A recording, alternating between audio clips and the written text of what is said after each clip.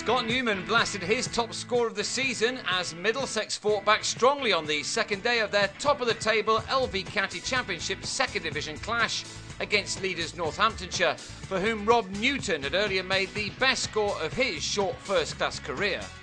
Middlesex's bowlers started the day very well as David Sales fell in the second over, edging Corey Collymore behind before he'd added to his overnight score of 26.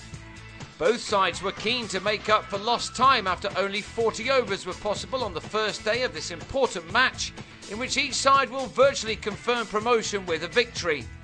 Newton, who resumed on 66, again looked in superb touch, whether on the pull or the drive.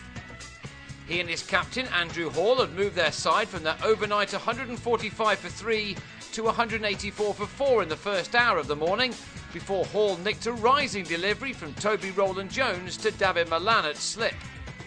Middlesex were now moving ahead of the game when James Middlebrook, such a dangerous lower middle order batsman, was legged before to Tim Murtagh for 5 to leave Northamptonshire on 193 for 6. Newton, though, was unstoppable. He impressed at the end of last summer, scoring his maiden century in the last game against Leicestershire. This shot then took him to his second championship 100. He got there off 177 deliveries in 4.5 hours with 11 fours. It was a very good innings from the 21-year-old. He took his side to lunch on 226 for 6 with another boundary to end what was, thanks to him, an even morning's play. His 113 was the best score of his career, but he added no more, as to the first delivery he faced after the break, he threw the bat at a wide ball from Stephen Crook and edged behind. David Murphy, deputising for the island-bound Niall O'Brien, tried to make the most of the final few wickets, something Northamptonshire have done an awful lot in this hitherto successful campaign. But on this occasion, the Middlesex attack proved to be a little too good for the likes of Chaminda Vars, who, having made 10, was bowled by Collymore at 252 for 8.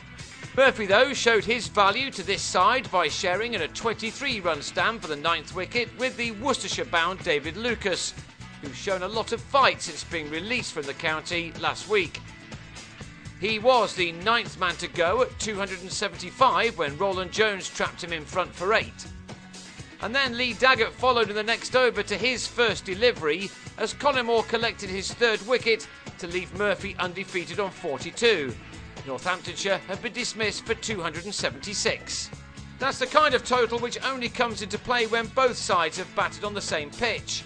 On the one hand, on a bowler-friendly surface, 276 can be a very good score, but it can also be beneath par, which on this occasion it looked to be, as Newman and his opening partner Sam Robson played beautifully in what was by some way Middlesex's best start of the summer with the bat.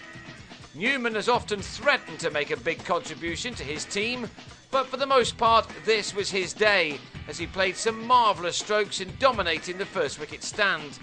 He played some crunching drives to get his side off to something of a flyer.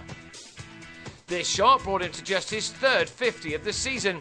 He dealt largely in boundaries, this being his 10th, in an innings lasting 68 balls at this point. It was the ideal counter from the former Surrey man. He obviously likes playing at Wantage Road, having hit 100 in his last appearance at the ground last year. Having now seen off the new ball, he began to express himself against the spin of Middlebrook, as he built up his boundary count with a succession of superb strokes to all parts of the ground. He raced away from Robson and looked set for his first 100 of the campaign. But he was out towards the end of the day 5 runs short of that as he tried to reach his ton with a 6 off Middlebrook. Instead, he was given out caught behind, although he obviously thought that he hadn't touched the ball on its way through to Murphy. So we were denied hundreds from a Newton and a Newman on the same day. His 95 off 114 balls came out of a score of 143, and before the second wicket partnership had chance to start, Robson edged a drive off fast to Middlebrook in the next over to depart for 37. Acting captain Chris Rogers and night watchman Roland-Jones ensured that they didn't open the game back up to their hosts by seeing out the final 20 minutes.